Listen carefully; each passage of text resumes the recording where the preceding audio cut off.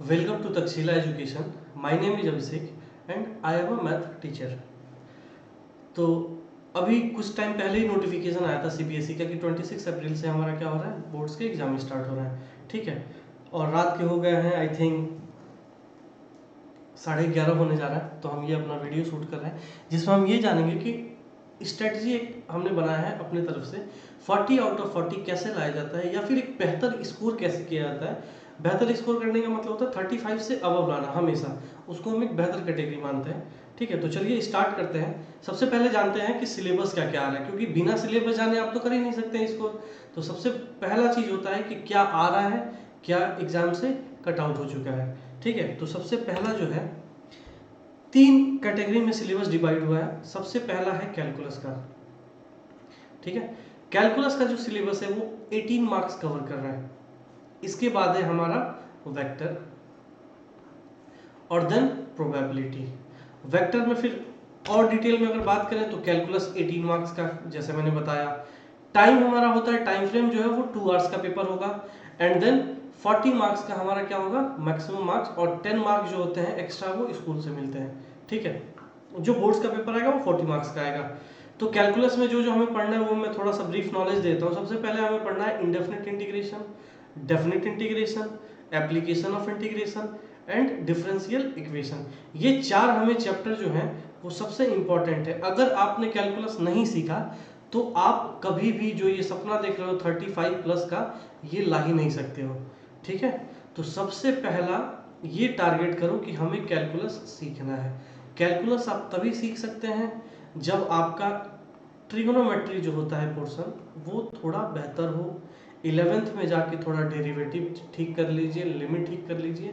उसके बाद एक लक्ष्य बनाइए कि मेरे को 35 प्लस का स्कोर करना है, और आप डेफिनेटली अचीव करेंगे. ठीक है, और उसके लिए तो हम हैं अचीव करवाने के लिए. इसके बाद चलते हैं अदर सेक्शन पे, जो 14 मार्क्स का हमारा आ रहा है, जिसमें 2 चैप्टर हैं. एक है वेक्टर अलजेब्रा और एक है 3D. ठीक है, ये दोनों अगर आप वेक्टर जानते हो तो 3D बहुत ही आसान होता है. अगर आप वेक्टर नहीं जानते हो फिर 3D नहीं सीख सकते हो. टू बी वेरी फ्रैंक, ये हकीकत है हमारे स्ट्रेटजी का. इसके बाद लास्ट जो सेक्शन है और सबसे प्यारा सा सेक्शन होता है प्रोबेबिलिटी का. ठीक है, आपने 11th में प्रोबेबिलिटी पढ़ा है, 11th में चैप्टर पढ़ा है सेट. ठीक है, सेट से मैक्सिमम चीज़ें ये रिलेट करता है. अगर बेसिक सेट आता है तो आपको प्रोबेबिलिटी मैं सिखाऊंगा. ठीक है, जो कि ये 8 के 8 मार्क्स आपके टोटल आ जाएंगे.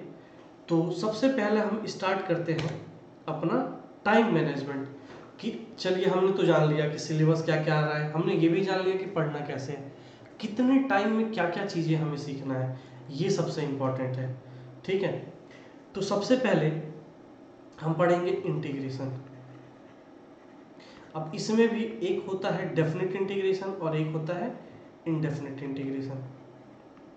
ठीक है, एक तो होता है इंडेफिनिट और होता है डेफिनेट. सबसे पहला अगर इंडेफिनिट आप सीख गए तो सिर्फ डेफिनेट सीखने में कुछ ही टाइम लगता है, और आपको एक वीडियो सीरीज आएगा यूट्यूब पे.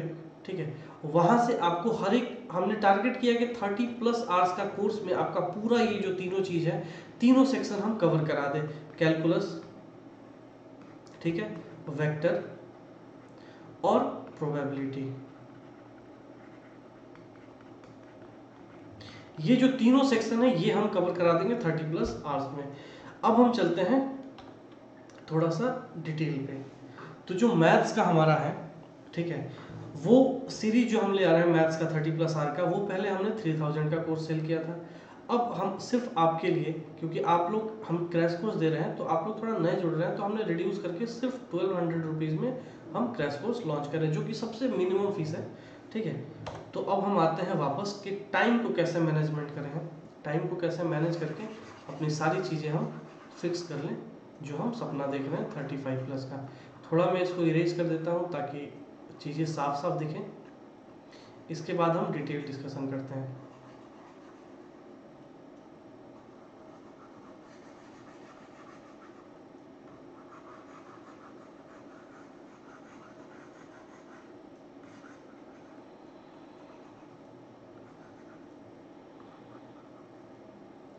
देखो, बहुत से ऐसे बच्चे होते हैं कि ये पूछते हैं कि सर हम पढ़े कहाँ से.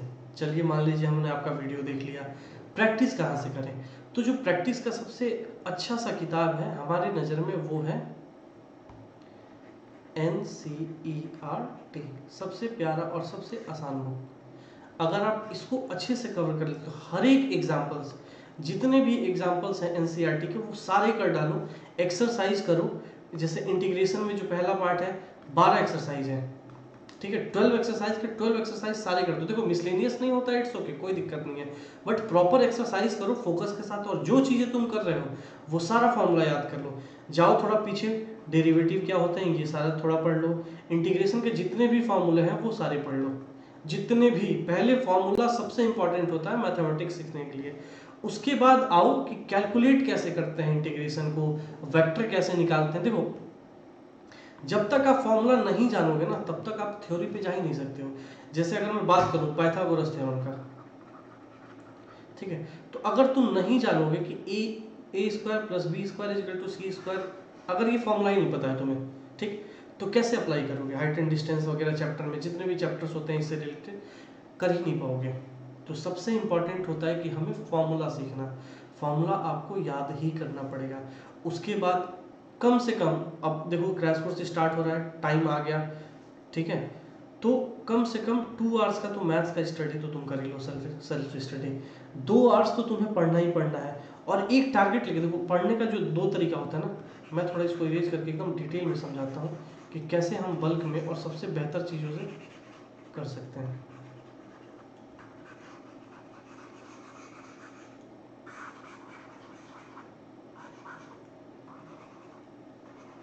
मैं एक शॉर्टकट ब्रीफ दे देता हूँ, ठीक है, कि प्लान कैसे करते हैं। अब ये चीज़ें जो हैं वो तुम्हारा फिजिक्स में भी अप्लाई हो जाएगा, केमिस्ट्री में भी अप्लाई हो जाएगा, मैथ्स में भी अप्लाई हो जाएगा। तुम जो चाहते हो जिस भी सब्जेक्ट में, उस सब्जेक्ट को तुम इस तरीके से टारगेट कर सकते हो।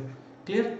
तो सबसे पहले हम चलते हैं कि जैसे मान लो कि तुम 2 आवर्स का स्टडी करने के लिए बैठे, तुम टारगेट बनाओ कि मुझे 15 क्वेश्चन करने हैं, 15 क्वेश्चन तो मुझे करना ही करना है एक बार में, ठीक है। अब तुम 15 क्वेश्चन किए, कितने दिन के लिए किए? 30 डेज के लिए, ठीक है। कितना हो गया? 15 को सबसे अच्छा है कि हम मल्टीप्लाई करके देख लेते हैं, थोड़ा प्यारा सा लगेगा। ये 0 और ये 0, 3 5 जा कितना होता है? 15, और ये बचा हमारा 1, 3 1 जा 3 और 1 4, 450 क्वेश्चन। अब आप डे 1 से अगर आप स्टार्ट करते हो, डे 1 से, और अगर आप डे 30 पे पहुंचते हो, तो आप ये देखो कि 450 450 क्वेश्चंस आपने प्रैक्टिस कर चुके हो। और 450 क्वेश्चंस अगर आपने प्रैक्टिस कर लिया, मतलब कि आप पूरी NCERT इंटीग्रेशन की, वेक्टर की और प्रोबेबिलिटी की आप कवर कर चुके हो। अब यही अगर चीज़ें फिजिक्स में भी हुआ तो अति। अब देखो जो थोड़ा सीरियस है वो क्यों 15 क्वेश्चन बनाएंगे 2 घंटे में? अगर उनको सब कुछ याद हो गया, मेरा पढ़ाया मेथड या कहीं से भी तुम मेथड सीखते हो वो तुम्हें आता है, ठीक है, तो तुम कोशिश करो कि 20 क्वेश्चन करें, 25 क्वेश्चन करें। देखो डे 1 में तो थोड़ा दिक्कत होगा क्योंकि तुम क्रैश कोर्स ले रहे हो। अब तुम पहले कुछ पढ़े नहीं हो, सपोज करो बिल्कुल जीरो हो, अब तुम बैठोगे, थोड़ा दिक्कत होगा तुम्हें, ठीक है, बैठने में दिक्कत होगा, थोड़ा सोचोगे कि मैं ये कर लेता हूँ, मैं वो कर लेता हूँ। धीरे धीरे स्टार्ट करो, पहले तुम स्टार्ट करो ताकि तुम भी बोर ना हो 10 क्वेश्चन से। ये टारगेट रखो 10 क्वेश्चन, इसके बाद 15 करो, इसके बाद 20 करो। ये तो लास्ट के 15 डेज तो तुम करो ही करो। ऐसे करके तुम्हारे पास कम से कम 700 क्वेश्चंस तुम्हारे पास तैयार हो जाएंगे। और मेरा यकीन मानो कि तुम अगर 700 क्वेश्चंस किसी एक पर्टिकुलर सब्जेक्ट में अगर तुमने कर लिया, तो तुम समझो कि 35 प्लस स्कोर तुम कर लोगे। यहाँ तक बात क्लियर हो गया? तो हमारा जो है एक वीडियो सीरीज आ रहा है यूट्यूब पे भी और हमारे वेबसाइट पे भी, आप वहाँ जाइए, एनरोल कीजिए और लाइन बाय लाइन एकदम जीरो से हीरो बनिए मैथमेटिक्स में, ठीक है, और स्कोर कीजिए बहुत अच्छा, जो आप अपने दिमाग में दिल में रखे हो कि मुझे 30 लाना है, 35 लाना है। आप बिल्कुल अगर जीरो से पढ़ेंगे तो उतना अचीव कर लेंगे, कोई बड़ी बात नहीं है। बट हाँ, ईमानदारी से पढ़ना पड़ेगा आपको, हर एक दिन कंटिन्यूअस मेहनत करना पड़ेगा, तब जाके टारगेट अचीव होता है। आप एक ही बार ऐसे पहाड़ चढ़ने का तो सपना देख नहीं सकते, ठीक है, थोड़ा थोड़ा सीढ़ी चढ़ के ही जब चढ़ेंगे ना तो बिल्कुल अपर फ्लोर पे पहुंच जाएंगे। ये हर एक स्टूडेंट का स्ट्रेटजी होना चाहिए कि हम एक बार में बल्क सपना ना देखें, छोटा छोटा स्टेप लो। पहले इंटीग्रेशन सीखा, ठीक है, तो इंटीग्रेशन अगर सीखने जा रहे हो तो सबसे पहले तुम क्या सीखोगे? Definite integration, indefinite integration, application of integral, तब जाओगे तुम वेक्टर पे। और वेक्टर अगर तुम 12th का डायरेक्ट उठाओगे तो तुम्हें कुछ नहीं आएगा। वेक्टर थोड़ा 11th का फिजिक्स रिवाइज कर लो। फिजिक्स अगर तुम्हें अच्छे से आता है वेक्टर, तो तुम जो 12th का वेक्टर है एकदम हलवा है, ठीक है। कुछ भी नहीं है वेक्टर में, वही चीजें हैं सब कुछ, कैसे एडिशन करना है, कैसे सब्ट्रैक्शन करना है, A to Z सब कुछ वेक्टर में। और अगर तुम्हें वेक्टर सीख गए तो 3D बिल्कुल ही आसान है। 3D का मतलब ही होता है वेक्टर, थोड़ा सा विजुअल एनालिसिस करना होता है कि हाँ ये प्लेन परपेंडिकुलर कैसे होता है, दो प्लेन का पैरेलल कैसे होता है, ये सारी चीजें तुमको करना पड़ेगा। और प्रोबेबिलिटी आप सेट पढ़े हो, 11th क्लास में प्रोबेबिलिटी पढ़े हो, 12th में पढ़ोगे, तो जाहिर सी बात है कि सबसे बेहतर प्रोबेबिलिटी होगा। तो तुम एक कोशिश करो कि 18 मार्क्स का तो तुम कैलकुलस सीखो ही सीखो, सारी उम्र काम आने वाली है जब तक तुम ग्रेजुएशन करोगे, अगर साइंस सेक्टर से करते हो तो। 8 मार्क्स आगे तुम्हारे प्रोबेबिलिटी से, कितना हो गया ये 26 आ गया। वेक्टर अगर तुमने रिवाइज कर लिया, सिर्फ वेक्टर 11th क्लास का रिवाइज कर लो, फिजिक्स का बेसिक चीज एकदम तुम रिवाइज करो, मैं तुम्हें पूरा हीरो बना दूंगा वेक्टर में, कोई बिना डाउट के मैं कह रहा हूं कि तुम एकदम अच्छा स्कोर करोगे वेक्टर में, ठीक। अगर ये तुम 14 में से 12 भी ले आते हो सपोज करो, तो तुम्हारे 38 मार्क्स तो ऑलरेडी आ गए। क्या चाहिए, जो तुमने 35 प्लस का सपना देखा था वो तो पूरा हो जाएगा, एक शर्त पे। कैसे, आप आइए, सीरीज देखिए हमारा, प्रैक्टिस कीजिए घर पे, ठीक है। और नीचे जो हमारा लिंक दिया जाएगा उस पर आप क्लिक करके एनरोलमेंट ले सकते हैं हमारे बैच का, ठीक है। Okay, thank